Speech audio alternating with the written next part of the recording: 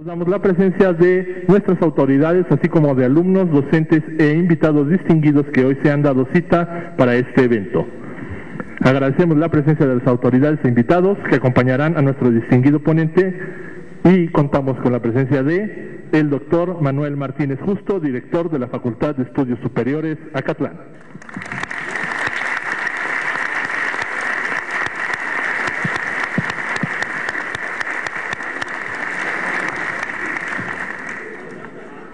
Damos la bienvenida a la maestra Dolores Martínez Orralde, directora de Arquitectura y Patrimonio Inmueble del Instituto Nacional de Bellas Artes.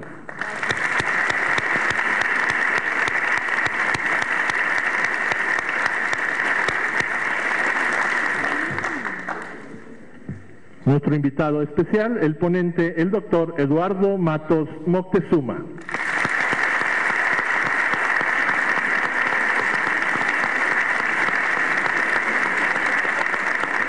Nos acompaña también el maestro Rubén Juárez Santana, jefe de la División de Diseño y Edificación.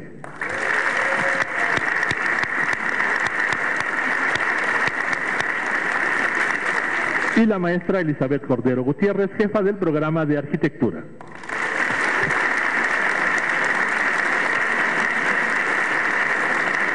Para dar inicio con esta ceremonia, escucharemos un mensaje de bienvenida por parte del maestro Rubén Juárez Santana, jefe de la División de Diseño y Edificación.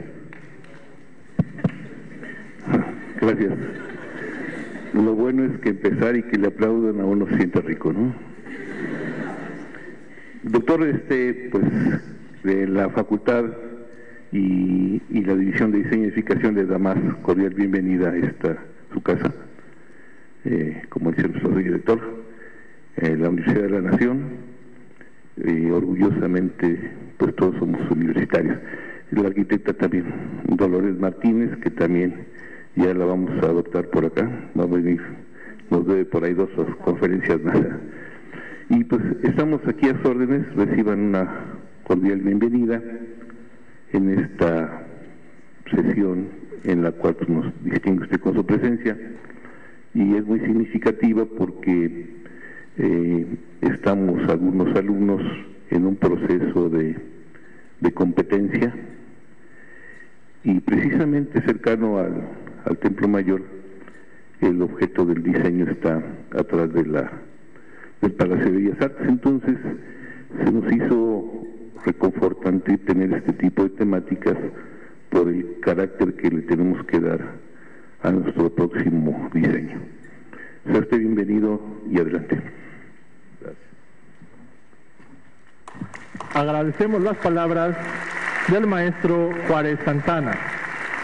En este momento cedemos la palabra a la maestra Dolores Martínez Orralde, directora de Arquitectura y Conservación del Patrimonio Artístico Inmueble del Instituto Nacional de Bellas Artes, quien presentará a nuestro distinguido ponente, el doctor Eduardo Matos Moctezuma. Pues muchas gracias, buenos días a todos. Un privilegio estar con tanto joven, con los maestros en este auditorio, que de verdad es un honor para mí el que me hayan invitado y sobre todo, bueno, pues hacer esta presentación, imagínense el compromiso. Pero vamos a hacer de cuenta que estamos en la sala de la casa, vamos a charlar con un amigo que además nos va a contar pues algunos secretos del territorio nacional, de nuestra casa, de nuestro país.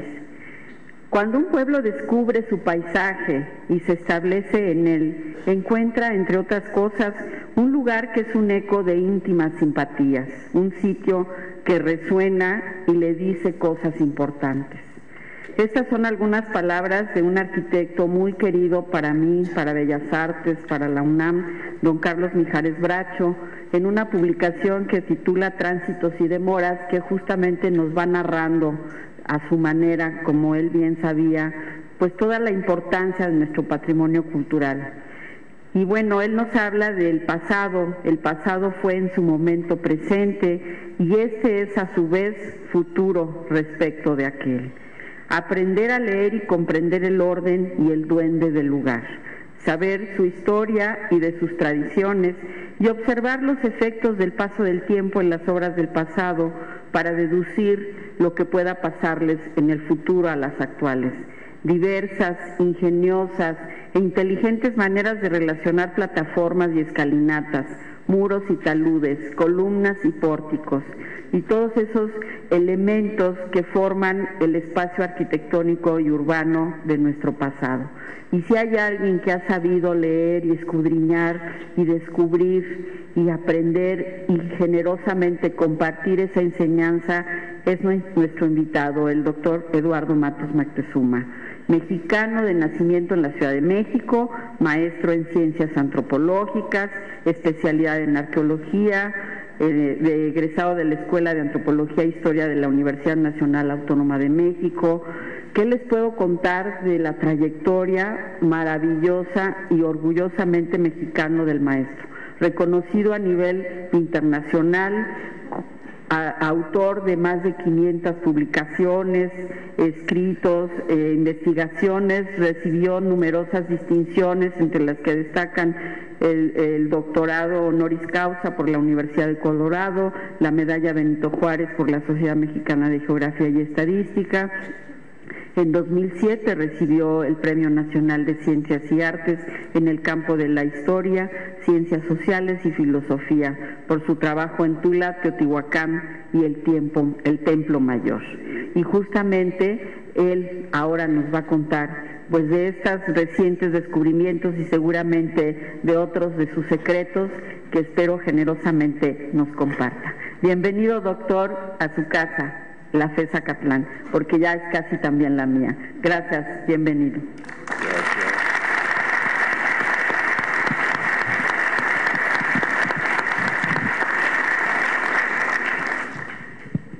Dolores, pues gracias por tus palabras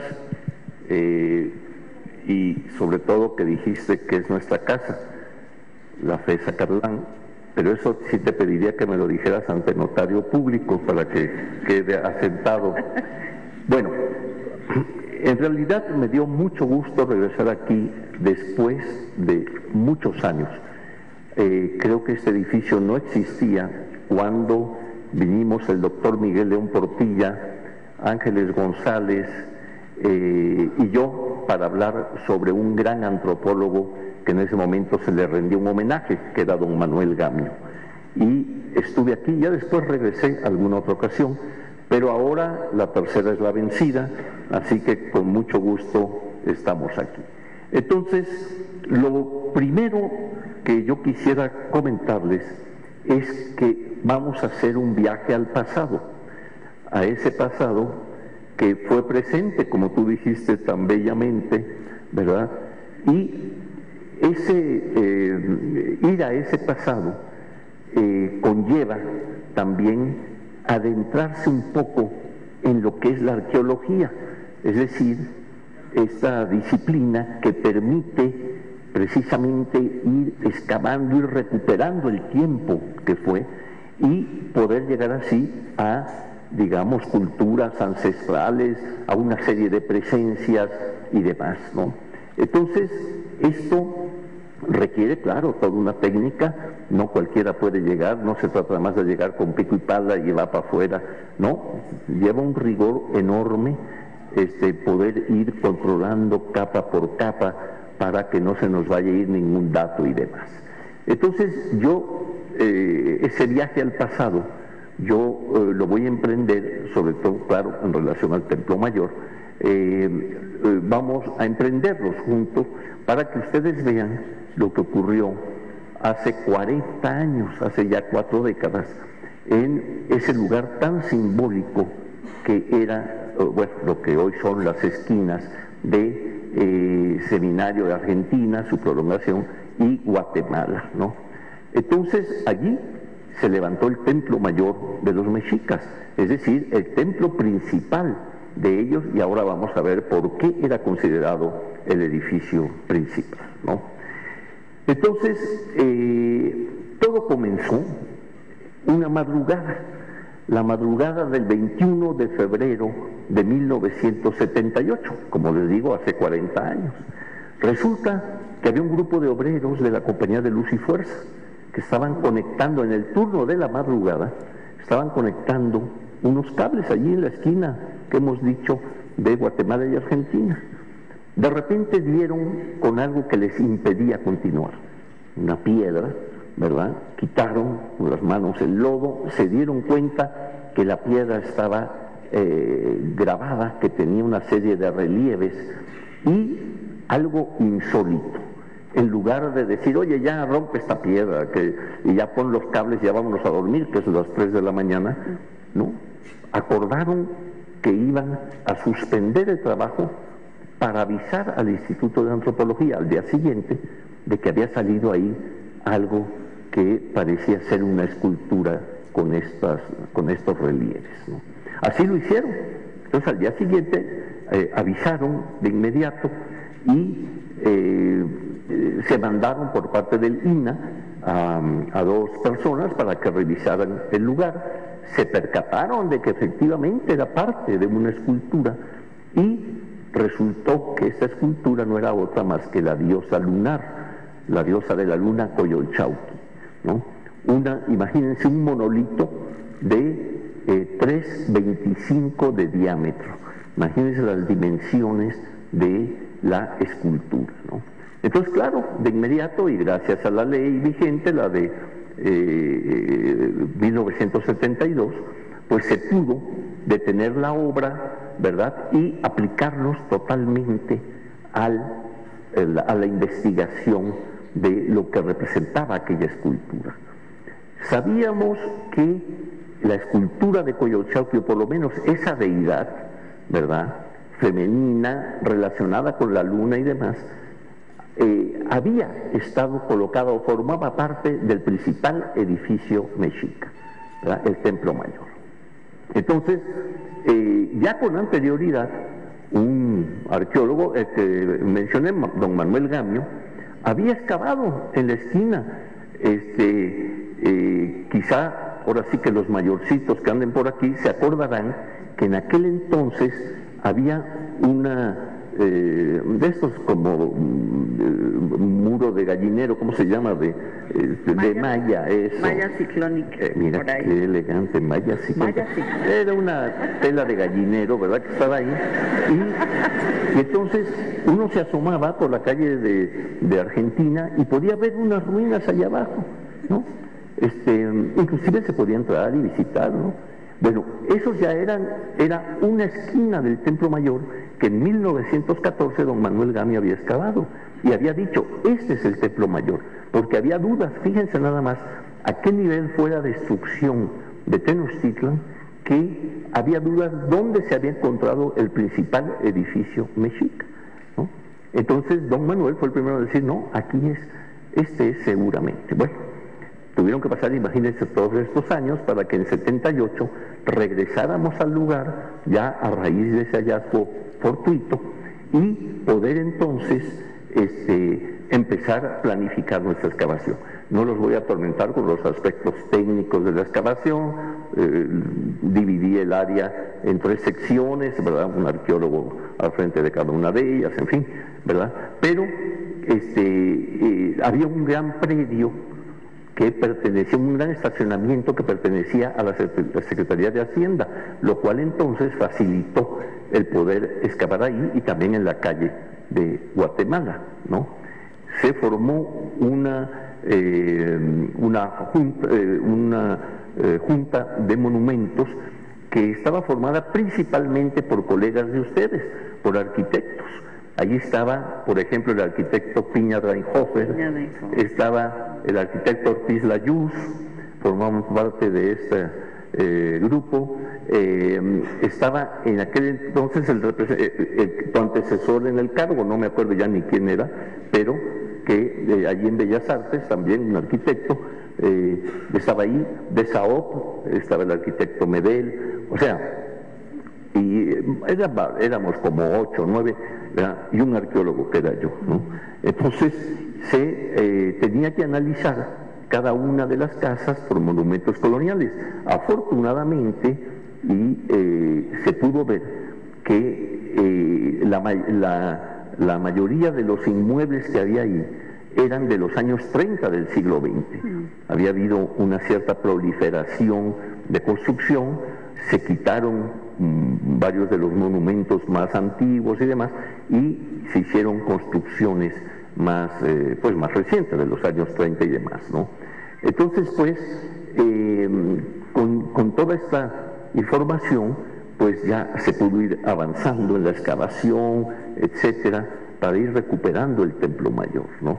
Entonces, hoy vamos a ver precisamente lo que significa, lo que simboliza ese Templo Mayor. Ustedes ven en esta imagen cómo está ese holograma, ese fantasma de lo que era el Templo Mayor dentro del medio urbano actual, en que ustedes obviamente identifican la catedral, la plaza enfrente, el llamado Zócalo, antigua plaza de armas, etcétera, y cómo el edificio del Templo Mayor estaba orientado hacia el poniente, ¿verdad? Era viendo hacia acá, hacia el poniente, y tenía sus características, era tener dos escaleras de acceso a la parte alta que daban hacia el poniente. Aquí está el último escalón, digamos, con dos adoratorios en la parte alta, dedicados a dos deidades fundamentales, a Tlaloc, el que daba, digamos, del lado norte, y Huitzilopochtli hacia el lado sur, ¿no? ¿Por qué eran estos dos dioses, para empezar? Pues porque representaban la base fundamental de todo el imperio mexica. Por un lado, la producción agrícola, es decir, Tenochtitlan se sustentaba, el mexica se sustentaba en la agricultura fundamentalmente, ¿verdad?, de toda una serie de plantas, etcétera, y por otro lado en la guerra, Huitzilopochtli, es decir, la imposición militar a otros grupos para aplicarles un tributo que era traído periódicamente a Tenochtitlan desde regiones muy diversas, ¿no? Desde las costas, desde el mismo centro de México, el altiplano, o sea, toda esa conquista militar le proveía al mexica de una serie de productos muy variados que no existían en los alrededores de la ciudad mexica, ¿no? Entonces, pues, aquí vemos cómo, en dónde estaba puesto este edificio, el cual fue arrasado al momento de la conquista. En 1521, ¿verdad?, seguramente se le informó a Cortés la importancia que el edificio tenía para los mexicas.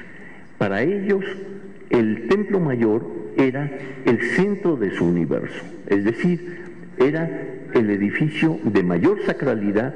Simbólicamente se podía subir a los niveles celestes, bajar al inframundo, y de él partían en forma de calzadas, fíjense, las grandes calzadas hacia los rumbos del universo, hacia el norte, hacia el poniente, la de Tacuba, ¿verdad?, la de Iztapalapa hacia el sur. O sea, todo eso convergía precisamente en el lugar del Templo Mayor, ¿no? Entonces, como ven, estaba cargado de sacralidad, y pues, como digo, era ese centro universal para ellos. Entonces, imagínense la importancia. Entonces, obviamente que Cortés, después de todo lo que fue la guerra de conquista, la derrota en Tlatelolco de los mexicas y demás, empieza lo que yo he dicho que es una tarea más ardua todavía, digamos, y es la lucha ideológica. Es decir, ellos eran portadores de otra idea, de la religión católica, etcétera, y todo lo que implicaba el aspecto de la arquitectura, las esculturas de los dioses, etcétera, eran obra del demonio prácticamente, ¿no? Entonces había que destruir eso para empezar a implantar todo el nuevo orden, ¿no? Entonces así lo hacen. El Templo Mayor pasó por 7 etapas constructivas, desde una pequeñita, luego se cubría con piedra, con lodo, muy bien, con mucho cuidado, para que sirviera de cimiento a la siguiente etapa, y luego otra más y otra, así en 7 ocasiones, ¿no? Vamos a ver una maqueta que nos va a indicar precisamente eso, ¿no? Ay, no, me dijeron que para allá. No, pues no hay forma. A ver, ¿ya cambió? No. Bueno, ya, aquí está. Aquí, entre 78 y 81, se pudo excavar durante todos esos años, ven ustedes, lo que era el Templo Mayor. ¿no? Vean ustedes de inmediato cómo estaban superpuestas las diferentes etapas constructivas. Aquí viene esta, se rellenaba con tezontle fundamentalmente, piedra volcánica obviamente, y lodo muy bien, digamos, colocado para que sirviera de simiente a la siguiente etapa que, claro, aquí está destruida, pero imagínense que esta escalera se prolongaba arriba y bajaba hacia la parte posterior. Estamos viendo, claro, la fachada principal. Entonces, así encontramos hasta 7 superposiciones, una de ellas, la más antigua, que todavía conservaba, por ser más pequeña, digamos, haber quedado protegida por las diferentes etapas, conservaba inclusive restos no solo de pintura y demás, sino que encontramos la parte alta del edificio, los 2 adoratorios de la parte alta, los cuales, claro, ya para estas otras etapas ya había desaparecido totalmente, ¿no? Ahora esto, acá, bueno. Aquí tienen una vista del sur a norte, ustedes identifican San Ildefonso allá atrás, allá arriba. Vean en qué condición apareció la parte de la plaza principal de Tenochtitlan, con estas grandes andesitas, basaltos que conformaban estas losas para hacer el piso. Aquí ven precisamente lo que quedó de la 7ª etapa constructiva, y ven ustedes cómo está un poco mejor la gran plataforma sobre la que se asentaba el Templo Mayor. Más adentro vemos otra etapa donde ya empezamos a ver las 2 escaleras, ¿no?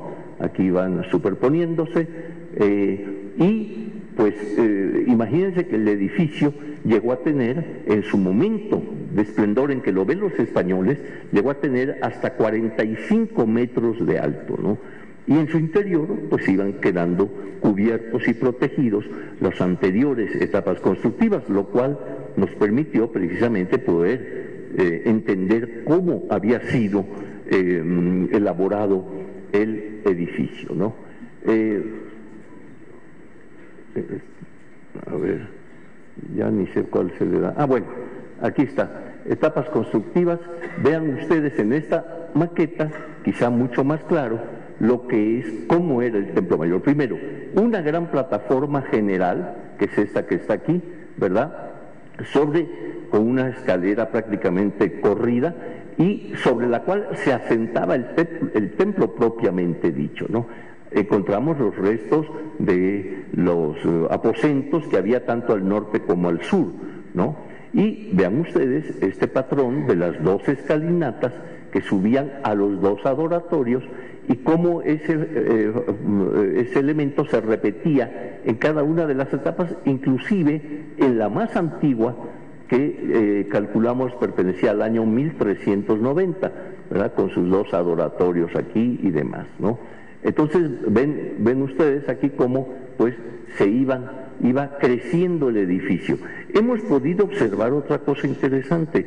Parece ser que cada vez que entraba un nuevo gobernante, un nuevo Tlatoani, ¿verdad?, lo primero que hacía era mandar a agrandar el templo.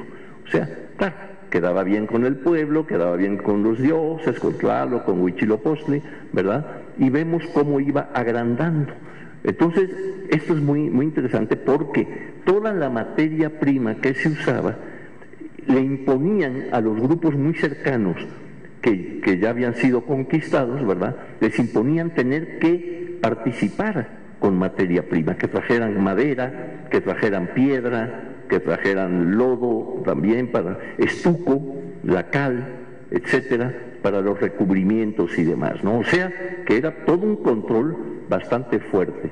Entonces vamos a empezar a ver desde la etapa más antigua, esta que estamos aquí, para ir viendo las sucesivas etapas constructivas. Bueno, aquí vemos esa etapa más antigua. Primero, acá abajo ven ustedes una banqueta, ¿verdad? Quiero decirles, por cierto, que yo siempre fui partidario de que había que respetar tal como se estaba encontrando el monumento. Ustedes saben que la Carta de Venecia así lo estipula, salvo los casos de anastilosis, pero eso digamos, rara vez se daba aquí. Más bien era para el arte griego, para la arquitectura griega, en que se cayó una columna hecha por varios tramos y se podía reconstruir. Entonces, la reconstrucción es peligrosísima y la Carta de Venecia veta totalmente que haya reconstrucción. O sea, que de un elemento original se siga. Aquí hay una escalera, bueno, seguramente seguía, vamos a hacerla. Y entonces se convierten en pirámides toltecas, pero por el cemento, no porque así fueran, ¿no? Entonces, aquí todo lo que ustedes están viendo es original. Vemos pues la banqueta de esta etapa más antigua con un pequeño altarcillo aquí donde seguramente iba la deidad de Huitzilopochtli. Estamos viendo el lado de este dios. Ven el estuco cómo se encontró y ven ustedes unas oquedades aquí donde encontramos al pie del altar una serie de urnas funerarias que deben haber pertenecido, los restos que ya fueron estudiados, a personajes importantes para ir a parar a la parte alta del lado de Huitzilopochtli y asociados a, digamos, al dios de la guerra, ¿no? Y todo esto. Ahora, del lado de Tlaloc, lo que encontramos frente a su adoratorio fue un chacmol. Aquí lo están observando, pero esta escultura muy típica que inspirara después a Henry Moore en sus famosas Mujeres acostadas, ¿verdad? Lo vemos aquí abajo, pero noten que todavía tiene los pigmentos originales en rojos, blancos, azules, etcétera, en la pieza misma, ¿no? Entonces, aquí vemos algunas de las urnas, les llamamos ofrendas en general, ¿no? Pero estas urnas funerarias que ustedes pueden apreciar, algunas de ellas, por ejemplo, el momento en que estaban siendo excavadas, como esta, que resultó ser esta pieza, esta urna en travertino, con una muy peculiar tapa de obsidiana, ¿no? Igual el perrito, que también tenía en su interior restos de huesos quemados, ¿no? Como digo, esto fue muy importante para nosotros porque la cremación se hacía fundamentalmente en guerreros y en tlatoanis, en gobernantes. Entonces, quizá en estos momentos muy primarios, muy primeros de Tenochtitlan, estamos hablando del año 1390, ¿no? Acuérdense que ellos llegan a fundar Tenochtitlan en 1325, ¿no? Entonces en 1390 ya existe este templo, ¿no? Ahora, pasando a otra etapa constructiva que cubre la anterior, vemos cómo ya el templo ha crecido, ya la escalinata es mucho mayor, ¿verdad? Ahí están sus alfardas centrales, el lado de Tlaloc allá más alejado, y encontramos reclinadas estas esculturas de piedra que representan a guerreros, ¿no? Esto es en relación a todo un mito en que estos guerreros representan las estrellas y junto con la luna, con Coyolxauhqui, van a combatir contra Huitzilopochtli, el dios solar. Porque quiero decirles que cada una de las dos partes del templo mayor, la de Huitzilopochtli y la de Tlaloc, tienen su propio mito, su propio simbolismo. Y del lado de Tlaloc es precisamente el de la lucha del Cerro de Coatepec, de Huitzilopochtli contra los poderes de la noche, contra los poderes lunares, las estrellas y la luna misma, ¿no? Ya luego veremos un poco más de eso, ¿no? Esta etapa es de 1431 aproximadamente, 30. Después viene otra etapa que cubre todo lo anterior, que vemos aquí, que ya corresponde a la etapa 4, en donde observamos ya estas enormes serpientes. Vean ustedes estos cuerpos ondulantes. Esto tiene más de 6 metros, casi 7, para que se den una idea. Ven ustedes que los pigmentos todavía están en muchas de las figuras. Obviamente se mandaba a analizar estos pigmentos, casi todos son de origen mineral. Entonces, allá arriba también una de las serpientes que remataba la alfarda. O sea, todos estos elementos que tenían un simbolismo, un porqué estaban colocados como guardianas del templo mayor, ¿no?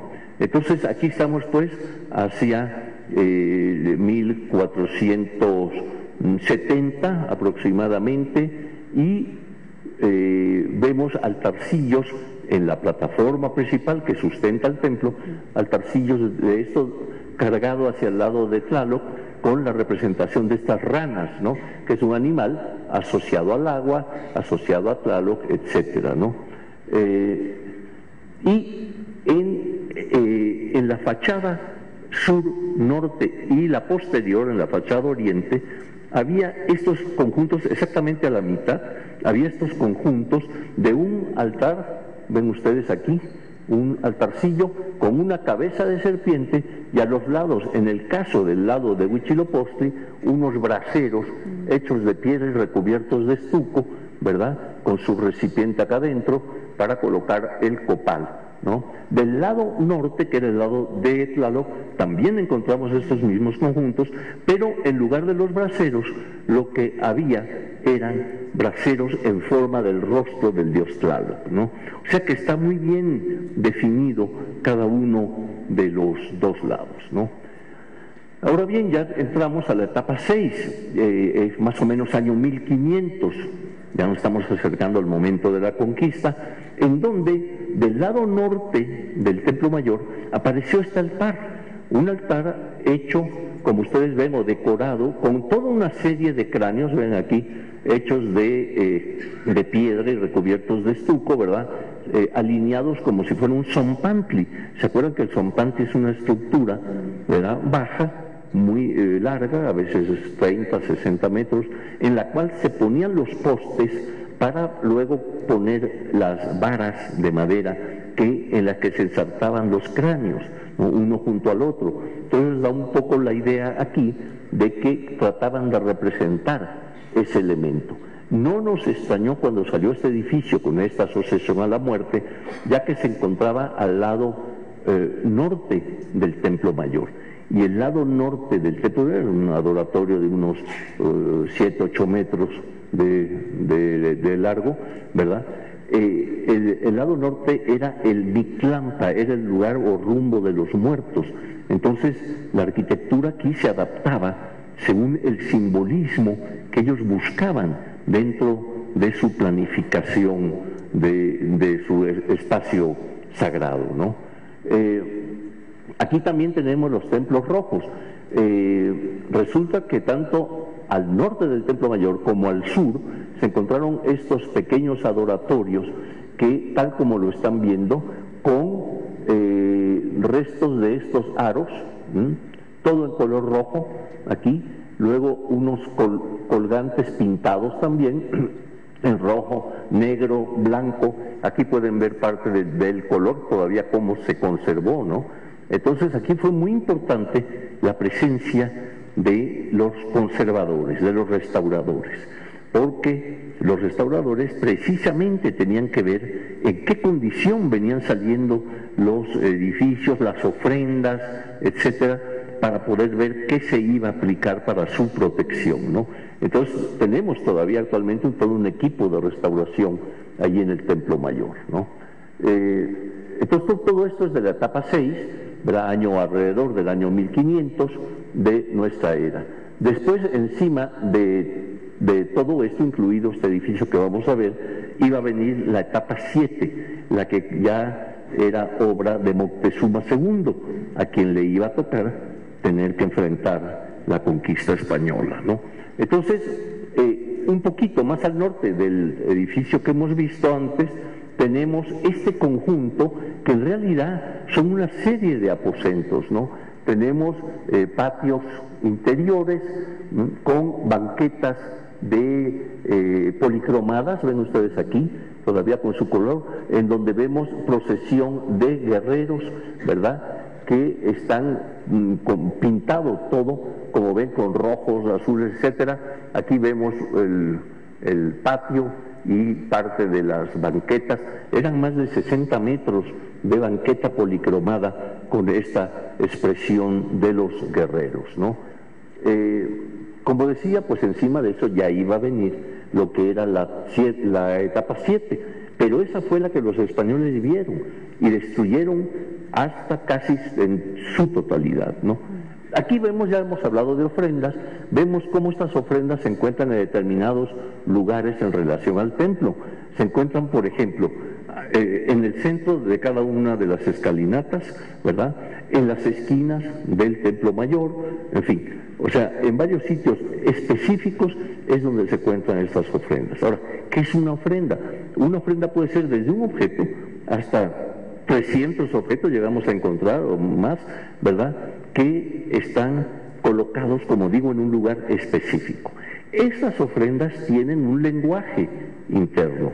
No era nada más que agarrar al sacerdote y dijera, a ver, avienta una tortuga y no, tenían que ir colocados en determinado orden, tanto vertical como horizontal, ¿verdad?, según el simbolismo que ellos querían darle. Vamos a poder observar algunas. Por ejemplo, esta ofrenda era de un tipo especial, en la cual se hacía la caja de piedra, tenía una tapa encima, ¿verdad?, y al interior o alrededor se colocaban los objetos. Ustedes ven una máscara aquí, por ejemplo, y en el interior venían estos materiales: peces de concha nácar, canoas con sus remos, vean aquí, ¿verdad?, especie de ranas, en fin, serpientes acuáticas, en escultura, todo eso venía al interior. Y entonces había que tener un cuidado tremendo, porque encontrando esto, había que ir haciendo todo el dibujo, todo el grabado, pues, de cómo iba apareciendo, las fotografías, antes de empezar a levantar los materiales y continuar hacia abajo la ofrenda, ¿no? Entonces, vamos a ver otro tipo de ofrenda como esta. La cámara 3, vean ustedes, estaba dentro de una cista, aquí, ¿no? Vean dos grandes ollas, más o menos 40 centímetros de alto, para que se den una idea, ¿no? Aquí, policromadas totalmente en relación también a Tlaloc. Y venían, claro, máscaras, como ustedes observan, figuras, y en el centro, vean, encontramos un felino, aquí está el ilíaco, ¿verdad? Y las fauces, vean aquí el cráneo, con las fauces, con los grandes colmillos acá, y colocado un cuchillo de pedernal en las fauces, ¿no? Entonces todo esto había que irlo estudiando.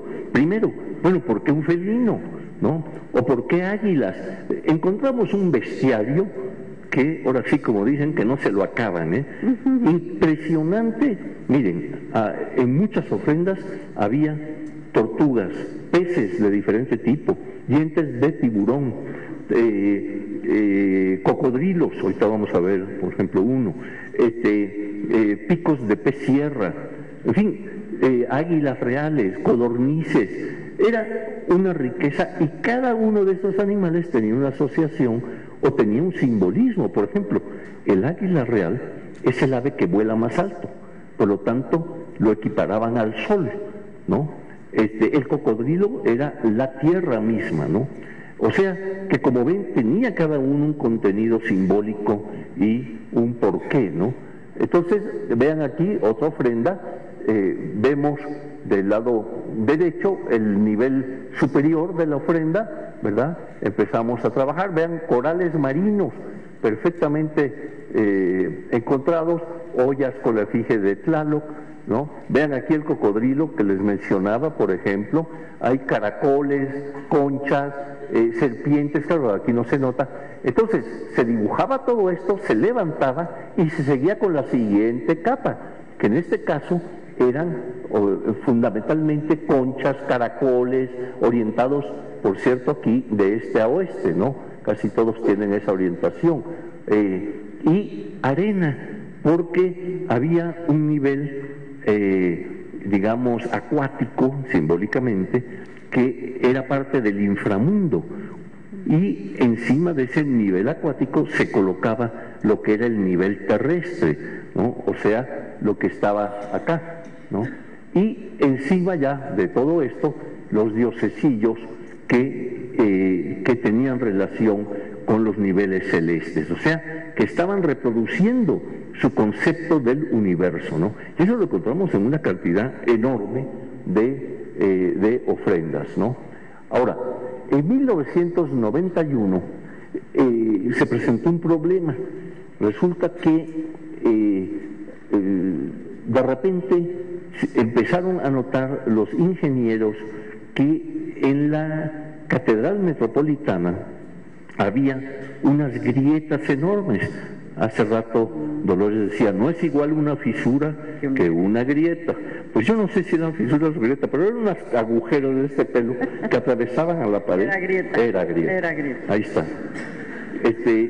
Y que ponían en peligro a la catedral. Entonces, esto pues inmediatamente entraron los ingenieros, arquitectos, recuerdo al ingeniero Santoyo como una de las personas destacadas, el famoso colega de ustedes, el pájaro Saldívar. El pájaro, el maestro. pájaro. Ahí anda volando todavía el pájaro. Ahí anda, Ahí sí, anda, con pendiente. sí, ya con las alas medio plegadonas, pero ahí anda Saldívar, que era, bueno, el arquitecto, restaurador, y todos ellos intervinieron para ver qué era lo que estaba ocurriendo en Catedral, porque estas grietas enormes, ¿verdad?, que no se notaban a casi a simple vista por la masa arquitectónica tan grande, ¿no?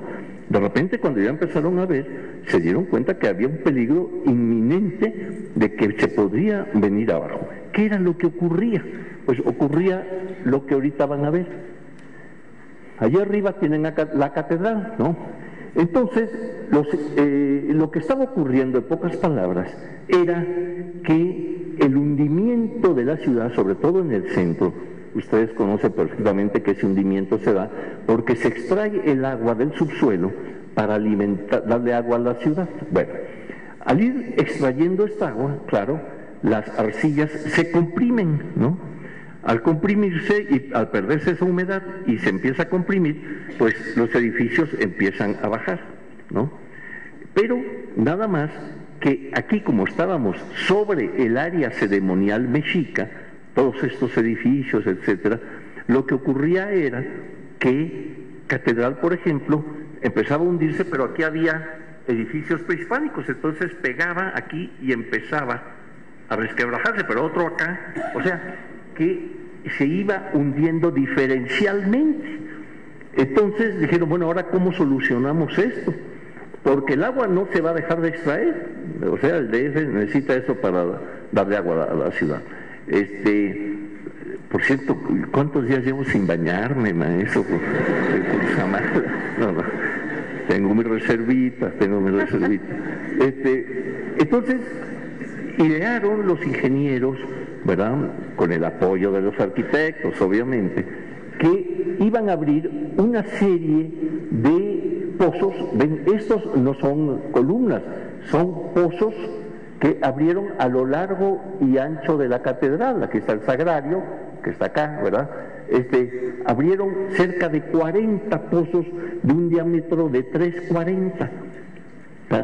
Y no me pregunten mucho la tecnología que ellos usaron, porque yo no la conozco, me lo explicaban y yo no entendía nada, pero luego hacían pequeñas oquedades laterales, quién sabe qué para qué, y quién sabe qué. El hecho es que lograron controlar el hundimiento diferencial, ¿verdad?, que ya no se siguiera resquebrajando la catedral, sino que se siguiera hundiendo. Eso no lo podían evitar, ¿verdad?, pero que se hundiera homogéneamente, o sea, ahora sí parejito. Y entonces, para eso pues, ay Dios, ya estoy en otra cosa, espérenme. Es que con la emoción ahí oprimimos, pero ahorita regresamos aquí está. Bueno, entonces pues, vean ustedes lo que había abajo.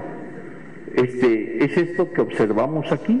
Estaban todos estos edificios prehispánicos aquí, abajo de la catedral. Entonces, por ejemplo, entre las dos torres de la catedral, en medio, estaban estos tres edificios, vean, estos tres, exactamente aquí en la entrada de la catedral. Entonces estaban provocando, por el hundimiento, que las torres se fueran abriendo, ¿no? Se iba hundiendo y se iba abriendo, ¿no? Y pues así todo, ¿no? Entonces había restos del juego de pelota, había el Templo del Sol, que estaba exactamente debajo del sagrario, del sagrario aquí, ¿no? Todavía encontramos etapas anteriores, hacia más o menos 1390, ¿verdad? Allí de los primeros edificios de Tenochtitlan, ¿no? Entonces, claro, nosotros cuando empezaban a abrir estas lumbreras, como lo llamaban elegantemente, yo decía el hoyo, nos metíamos para ir haciendo el rescate arqueológico. Fue así como detectamos muchos de estos elementos. Había canales, ofrendas, restos de piezas, en fin, una riqueza muy, muy amplia, ¿no? Pero entonces ellos lograron estabilizar el edificio y parece, claro, dejaron los testigos que siempre se dan, parece que hasta el momento lo han logrado. A grado tal que me contaba Saldívar que los invitaron a todos ellos a ir a Pisa para ver el gran problema de la torre inclinada. Nada más que los corrieron a sus colegas arquitectos. ¿Por qué?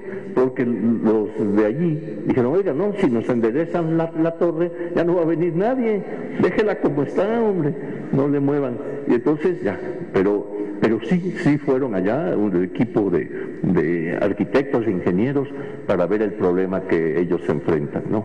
Entonces, pues, como ven, sí era muy interesante cómo se estaba dando. Entre los objetos que encontramos tenemos estos, por ejemplo, esta caja acá abajo de madera ensamblada, más o menos tiene 1 metro de alto, para que se den una idea, ¿verdad? Con maderas ensambladas y en las esquinas sus amarres, digamos, quizá en una especie de silo o algo así. Luego vemos también vasijas como estas, ¿no? En cerámica de tortugas, en forma de tortugas, con deidades, el rostro de una deidad en los extremos. Ven, aquí hay 5, ¿no? Madera, por ejemplo, estas que son las manitas hechas en madera. A lo mejor era porque mi abuelito Moctezuma se rascaba, o no sé. Pero ven aquí, por ejemplo, estos botellones policromados. Para que se den una idea, este botellón tiene unos 30 centímetros de alto, ¿no? Saumerios como estos, ¿no? O sea, fue una riqueza y variedad. Yo les muestro nada más un poquito de lo que se fue encontrando, y así llegamos al siglo XXI, en donde empezamos a trabajar, sobre todo ya una vez excavado el Templo Mayor y algunos edificios aledaños, empezamos a trabajar enfrente, en la parte poniente, detrás de Catedral, del Templo Mayor. Y entonces empezaron a salir una cantidad de materiales impresionantes, por ejemplo, telas, vean ustedes, perfectamente conservadas, bueno, más o menos, ¿no? Rotas por el tiempo, pero vemos con sus flecos, etcétera, todo su decorado.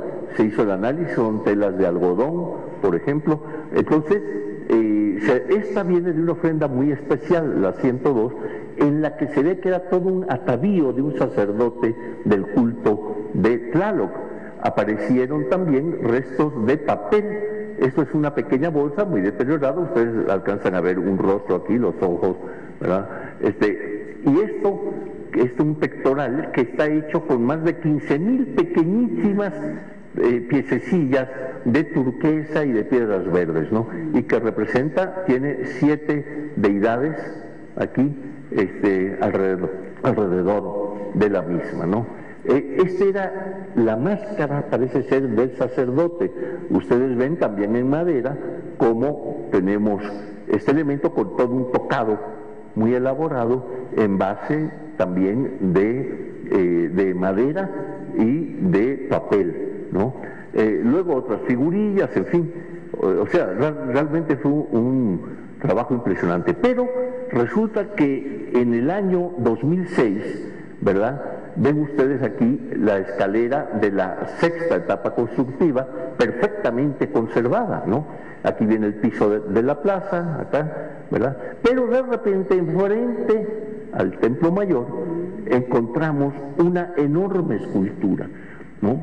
Esto en 2006, el 2 de octubre, no se olvida. Aquí tienen lo que es la efigie, la imagen de esta escultura. Se trata de quizá la pieza más grande mexica que se ha encontrado. Tiene 4 metros por lado aproximadamente, ¿no? 4 y pico, en fin. Y ven ustedes la figura de la diosa, un rostro aquí, ¿verdad? Con una boca descomunal, ahorita vamos a ver el porqué, un chorro de sangre que viene desde su matriz, y vean la posición de los brazos, ¿verdad? Levantados con grandes garras arriba, en los codos, en las coyunturas tiene cráneos, y ven ustedes las piernas aquí, ¿verdad? Abiertas en posición de parto. Y aquí encontramos un glifo que nos dio también la fecha de precisamente de la pieza que había sido hecha en la etapa de Ahuizotl, uno de los gobernantes mexicas previo a Moctezuma II, ¿no?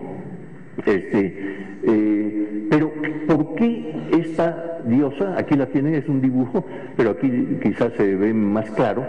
¿Por qué tiene estas características? Porque es Tlaltecutli. Tlaltecutli es la diosa de la tierra, y su misión, por eso esa boca, era la de devorar a los cadáveres, tragárselos y entonces parirlos para que sus esencias se fueran al lugar que les estaba destinado según la manera en que habían muerto. Por ejemplo, si habían muerto en la guerra, si eran guerreros, ¿verdad? Ella devoraba el cuerpo y era parido para que fueran acompañados al sol, que era el destino de los guerreros.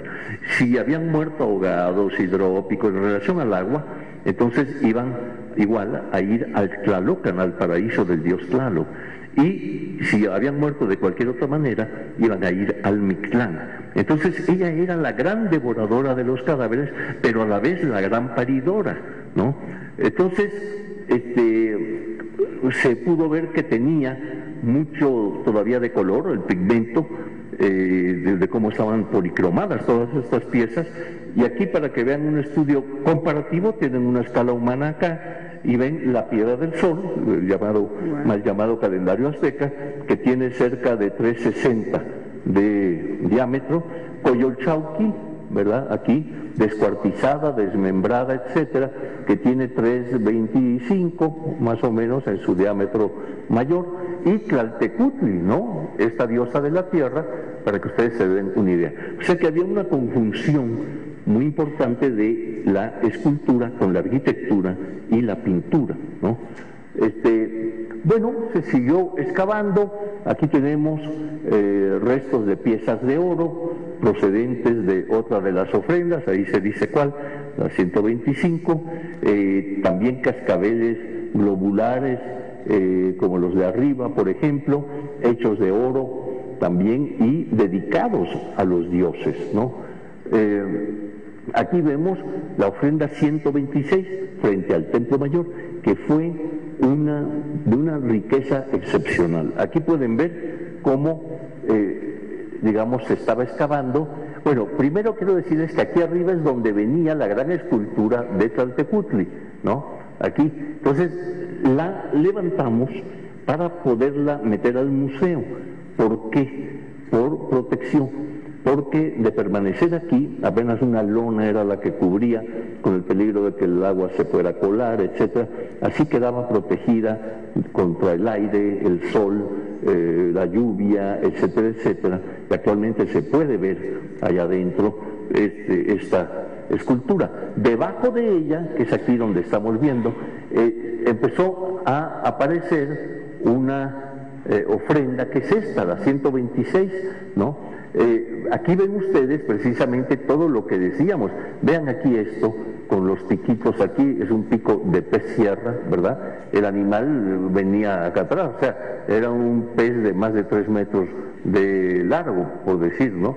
Ven corales aquí, marinos, restos de ¿cómo se llama esto que se quema y tiene como incienso prehispánico? El copal.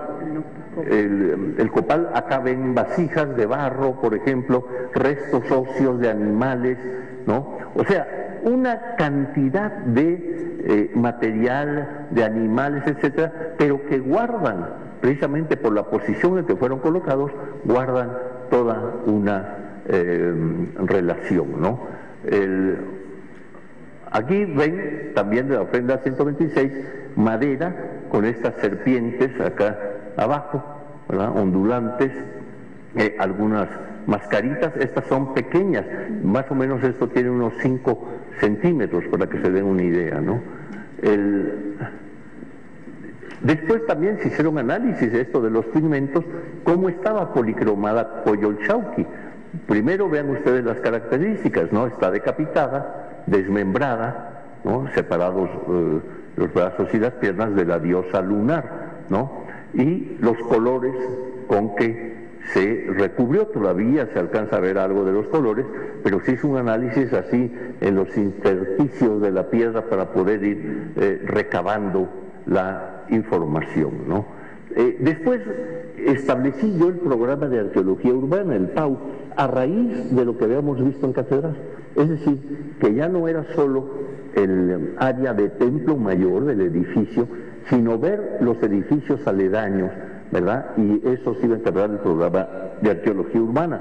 Entonces empezamos a localizar, esta es la parte posterior de un ave enorme, para que ustedes se den una idea. Esto de largo ha de tener como 1,40, algo así, ¿no?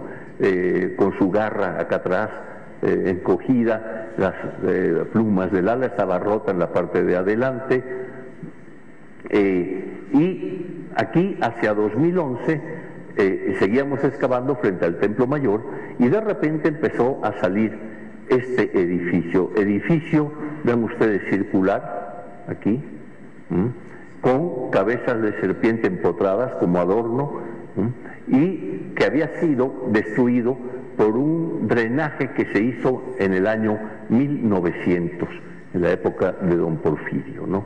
Este edificio lo hemos identificado como Cuauhchicalco. Es muy importante porque en él se enterraba a algunos de los gobernantes tlatoanis mexica, ¿no? Entonces, aquí lo tienen, ¿no? Con las cabezas empotradas y demás, algunos de los restos, ven aquí las cabezas, algunos de los restos óseos que estaban en parte de este edificio y que fuimos encontrando y que se han ido estudiando y demás, ¿no? Esto ya no lo vamos a ver porque esto es cansadísimo, ¿no? Las publicaciones hemos hecho.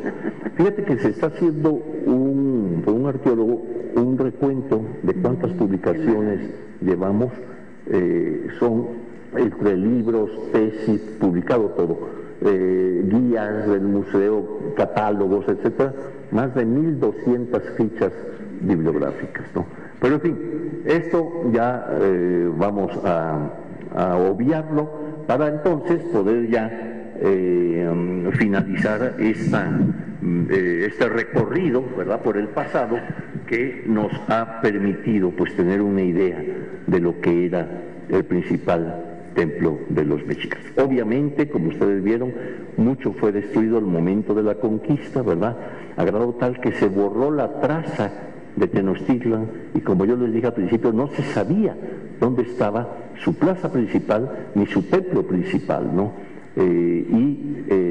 Pues la arqueología ha permitido, sí, que podamos entrar ahí. Una cosita final, antes de entrar acá, tú comentabas algo muy interesante, que la arquitectura ya debería, o sea, tiene ya que contar con el apoyo de otras disciplinas, ¿no?, de ingenieros, más estrecha, con ingenieros, con, en fin.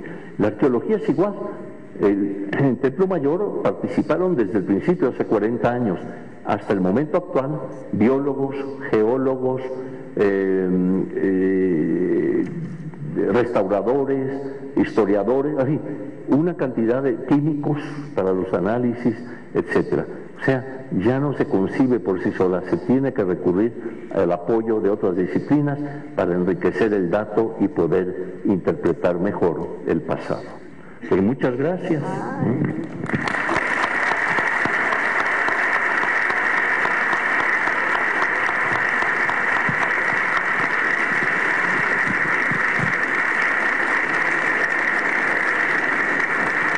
Pues bueno, no sé ustedes, pero yo estoy todavía saboreando esta narrativa y contar las cosas de una manera distinta a como las hemos aprendido en la clase.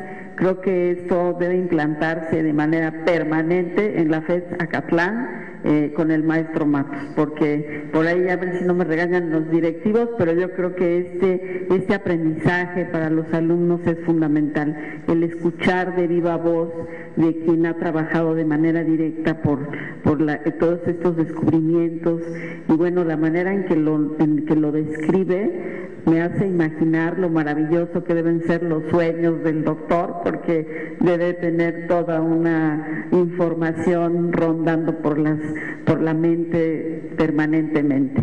Muchísimas gracias por esta charla, verdaderamente la disfruté, yo creo que todos ustedes también. Vamos a pasar a las preguntas, creo que por ahí debe haber algunas, muchachos, por favor, no sean tímidos, aprovechen al doctor. ¿Me lo van a hacer llegar? La sección de preguntas y respuestas se les harán llegar a todos ustedes tarjetas para que anoten sus preguntas, y la maestra Martínez nos hará el favor de leer las preguntas al doctor Matos Moctezuma, para que podamos agilizar esta sesión de preguntas y respuestas y de tal manera cubrir la mayor cantidad de dudas posibles. Así que nuestros compañeros en este momento están haciéndoles llegar tarjetas para que quienes tengan dudas, preguntas, puedan apuntarlas y abusar de la maestra Martínez para que nos haga el favor de leer dichas preguntas. Sí, con todo gusto. Pero más que nada, llévense en su mente de tarea todo esto que vimos acá, pero también vayan al lugar, vayan al sitio, camínenlo. Yo creo que ese es un ejercicio inmejorable para nosotros. Creo que de verdad creo que este tipo de conferencias nos hacen apropiarnos de nuestro patrimonio cultural y sentirnos más mexicanos al salir de este auditorio, y sobre todo orgullosos de nuestra cultura. Y además que, como ya lo dijo el maestro, creo que esta labor es incansable e interminable. Creo que nunca vamos a acabar de descubrir todo lo que nos debe de contar el territorio y todos los secretos que están por ahí todavía por descubrirse. Si me hacen llegar... ¿Alguna pregunta por ahí? Sí, parece que ya.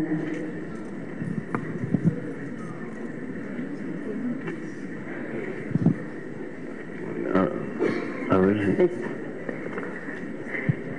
¿Existe alguna tecnología que le sorprenda en todos estos descubrimientos? Se te cayó tu pluma para empezar. Sí. Bueno, ¿alguna tecnología que me sorprenda? Que sorprenda en toda esta tarea de estudios y descubrimientos. Sí, fíjense que, por ejemplo, el Templo Mayor, porque el hundimiento obviamente empezó desde el mundo prehispánico, que era un lugar lacustre, imagínense, pues el edificio se iba inclinando, y por cierto que se iba inclinando hacia el norte, o sea, se iba hundiendo y se iba inclinando un poquito así, y también en su fachada oeste, o sea, en el poniente, por la escalinata, que era una masa extra que no había en los otros lados. Entonces, hacia el frente, hacia el poniente y hacia el norte, el edificio iba pues, digamos, inclinándose y demás. Ellos obviamente se percataban de esto, y encontramos en la etapa 5, de la etapa 5 a la etapa 6, encontramos que en el gran basamento sobre el que se asienta el templo de esa etapa, ¿verdad?, abrieron equidistantes, no recuerdo ahorita si era cada 5 metros o algo así, una serie de oquedades, de agujeros, en los cuales colocaron pilotes con piedra para tratar de que no se les hundiera el edificio, ¿no? Entonces era una lucha también de ellos contra un medio que que no era quizá lo ideal, no era tierra firme y demás, y entonces tenían esta problemática. Entonces, si se referían a tecnología prehispánica, ahí pudimos detectar cómo iban precisamente haciendo estas horadaciones y colocando los pilotes y demás, pero sí se ve evidentemente la inclinación del edificio, ¿no? ¿El número 7 significa algo en nuestra cultura? Bueno, principalmente el 9. El 9 el 3, el 4 y el 13. O sea, el 3 es por los niveles celestes, la tierra y el inframundo, o sea, su concepción del universo. El 4 por los 4 rumbos del universo, era un número muy importante. El 9 porque eran los 9 niveles celestes y los 9 niveles del inframundo, ¿no? Tenían también todo un contenido. Y el 13 igual, las trecenas, etcétera, pues les servían a ellos para toda una cosa de, pues, matemática, en fin, eran las trecenas en las que se basaban para su calendario, para toda una serie de aspectos. El 7 es más bien occidental, ¿no? La importancia y la necesidad de que el 7 es de mala suerte o de buena. ¿Y cuál es la importancia de la presencia del Tzompantli en la zona del Templo Mayor? Bueno, Cortés mandó hacer un plano. Cuando estaba en la conquista, sus marineros, sobre todo sus capitanes de navío, digamos, tenían conocimiento de una serie de cosas de orientación y demás. Entonces se ve que les encargó hacer el primer plano de una ciudad mesoamericana, que es Tenochtitlan. Entonces, este plano se conserva también, es publicado en Alemania en 1524, imagínense, en el siglo XVI, y el plano se ve claramente lo que es, digamos, el lago de Texcoco, en medio Tenochtitlan con sus calzadas, ¿verdad? Y el medio lacustre por excelencia de comunicación, que eran las canoas. Entonces eran canales muy estrechos, pero las canoas eran muy largas, ¿verdad? Estrechas también, para poder andar ahí, transportar gente, transportar mercancía, en fin. Entonces, este plano pudo conservar, ya ni me acuerdo cuál era la pregunta original, yo sé si ya la importancia del Tzompantli en el Templo Mayor. Bueno, no crean que estoy medio Lucas, sino que en ese plano dibujaron 2 Tzompantlis, esa estructura para los cráneos, ¿no? Y entonces podemos observar allí y digamos lo que, y en uno de Sagún mandó hacer también un dibujo del recinto ceremonial, y allí viene el Tzompantli con el Cuauhchicalco, ese edificio circular con cabezas de serpiente, ¿verdad? El juego de pelota, etcétera, vienen dibujados ahí. Entonces esto fue muy importante precisamente. Ahora bien, el Tzompantli es importantísimo porque tenía además un mensaje muy fuerte. Los cráneos que iban a parar al Tzompantli eran sobre todo de enemigos, de prisioneros de guerra a los que se sacrificaba e iban a parar a este lugar. Entonces, pues, cuando había un cambio de Tlatoani, por ejemplo, un nuevo gobernante, invitaban, era el concepto de entonces, invitaban al Tlatoani enemigo, al gobernante enemigo, a que fuera a Tenochtitlan a ver cómo entraba el nuevo gobernante. Y lo primero que veía frente al Templo Mayor era el Tzompantli, ¿no? Seguramente con cráneos de algunos de sus paisanos, ¿verdad?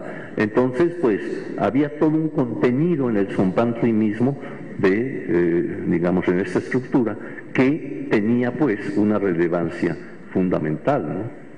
Bueno, pues ya llegaron muchas, algunas se van a quedar para que el doctor se las lleve, pero voy a leer unas 3 más. El Chacmol de las pirámides de las primeras etapas encontradas, ¿tiene la mariposa solar como en Tula?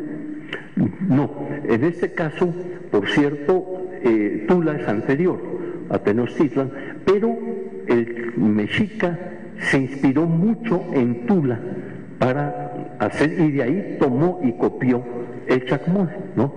En este caso, el Chacmol encontrado no presenta ese elemento. Ok.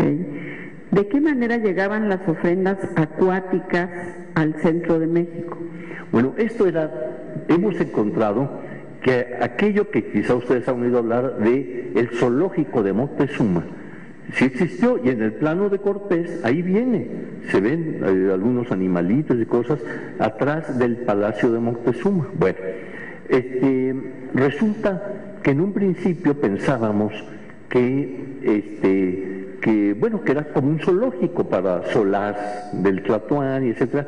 Luego nos dimos cuenta que además de eso era el lugar de donde tenían todo el reservorio, todos los animales y plantas que iban al Templo Mayor, las que vimos, ¿verdad?, de manera ceremonial. O sea, que no solo era un lugar de esparcimiento para el Tlatoani, ¿verdad?, o sus invitados, sino que también era, digamos, el sitio en que se concentraban animales. Hemos podido encontrar, con estudios de colegas nuestros ahí en el templo, como por ejemplo algunos felinos, algunos lobos, etcétera, por los problemas que presentan en sus huesos, de sus patas, etcétera, estuvieron en cautiverio, los alimentaban. Entonces imagínense que parece ser que muchos animales que venían desde la costa los traían vivos hasta Tenochtitlan, ¿no? O sea que debe haber sido pues toda una epopeya poder ir trasladando, quizá en, no sé, ¿verdad?, algunos de estos animales, ¿no?, y traerlos hasta acá. Imagínense traerse un cocodrilo vivo, pues ya me hago cargo. No, bueno. Vamos a cerrar con una que yo creo, dos que engloban de alguna manera la inquietud. ¿Cuál es la mayor preocupación que le ha generado al crear el programa que ha propuesto para el Centro Histórico y cuál es el futuro del Templo Mayor desde su perspectiva? Bueno, el Templo Mayor ahí está, junto con otros edificios aledaños, está el museo que se construyó donde se pueden ver los objetos. O sea, actualmente sigue siendo un lugar de estudio, también un lugar en que se sigue excavando, se sigue interpretando todavía, y también ahí tenemos exposiciones, etcétera. Entonces, el Templo Mayor, pues como futuro, pues es el centro, es la parte fundamental de la ciudad abuela, ¿no? Después está la ciudad colonial y la ciudad actual. Entonces, ese es, digamos, su presencia ahí, pues nos amplió mucho la perspectiva de sus características, sus contenidos, etcétera, en relación a lo que vendría después con toda la etapa colonial y el México actual, ¿no? Así es.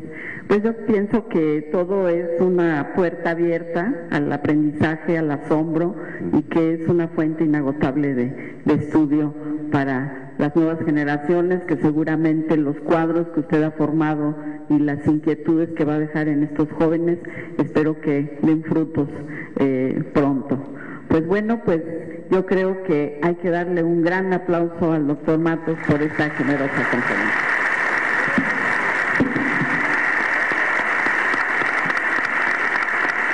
Agradecemos nuevamente la participación de la maestra Dolores Martínez Orralde como moderadora de esta conferencia y sobre todo a nuestro conferencista, el doctor Eduardo Matos Moctezuma. La voy a ver. Todas las inquietudes de jóvenes.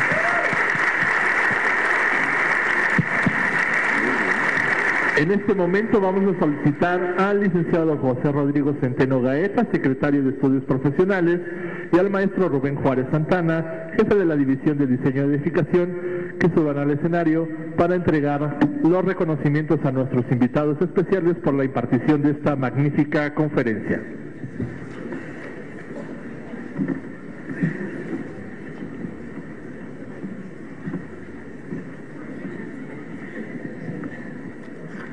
Agradeciendo su presencia, doctor Eduardo Matos, a esta Facultad de Estudios Superiores de Zacatlán, y a nombre de nuestro señor director, el doctor Manuel Martínez Justo, hacemos entrega a ustedes este reconocimiento por impartir la conferencia Etapas Arquitectónicas del Templo Mayor y Nuevos Hallazgos, dentro del marco del evento Tiempo y Espacio de Arquitectura 2018, en este día 6 de noviembre, en el Teatro Javier Barros Sierra. Por mi raza hablará el Espíritu.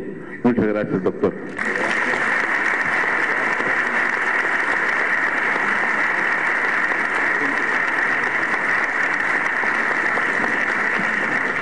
En este momento le haremos entrega del regalo institucional de parte de las autoridades de la facultad.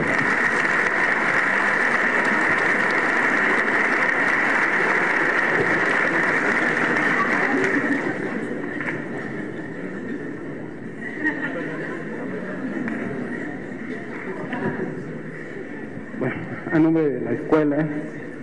Estamos muy complacidos porque desde el primer momento que con el maestro Juárez planteamos la posibilidad de llevar a cabo esta actividad, pues todo empezó a fluir bien. Hubo disposición del doctor Matos, de la maestra Dolores Martínez y de nuestras autoridades. Maestra Dolores Martínez, pues un reconocimiento, muchísimas gracias, sabe que esta es su casa. Muchas gracias.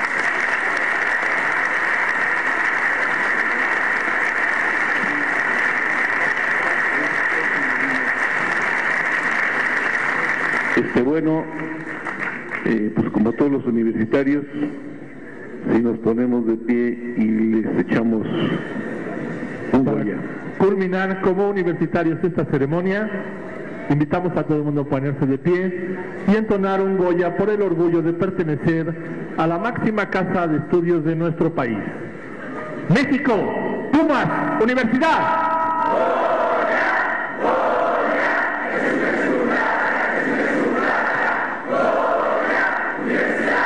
1, 2, 3. Es así como damos por finalizada esta conferencia magistral a cargo del doctor Eduardo Matos Moctezuma. Les agradecemos su presencia esta tarde en el Teatro Javier Barrosierra. Que pasen ustedes un excelente día. Muchas gracias. Por mi raza hablará el espíritu.